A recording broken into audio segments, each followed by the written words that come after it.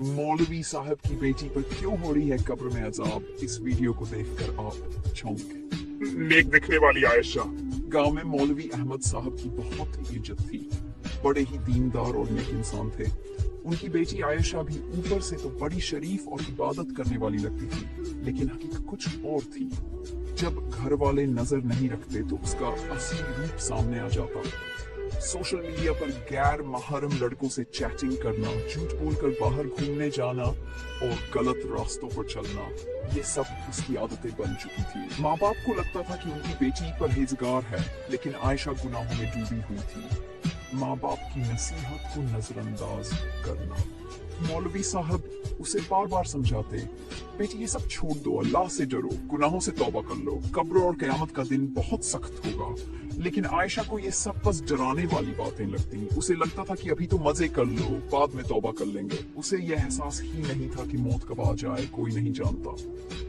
अचानक मौत और कब्र की सजा। एक दिन आयशा दोस्तों के साथ पार्टी में जा रही थी, लेकिन रास्ते में उसका भयानक एक्सीडेंट हो गया। मौके पर ही उसकी मौत हो गई। घर वाले सदमे में थे, लाश को इस्लामी तरीके से दफना दिया गया। लेकिन उसके बाद जो हुआ वो सबके लिए खौफनाक था। रात में जब उसकी कब्र की मिट्टी बैठ रही थी, तभी वहां से अजीब अजीब आवाजें आने लगी, जैसे कोई चीख रहा हो। शुरू में लोगों ने सोचा कि ये उनका भ्रम है, लेकिन फिर मौलवी साहब को एक खौफनाक ख्वाब आया। मौलवी साहब ने देखा कि आयशा कब्र में करार रही थी।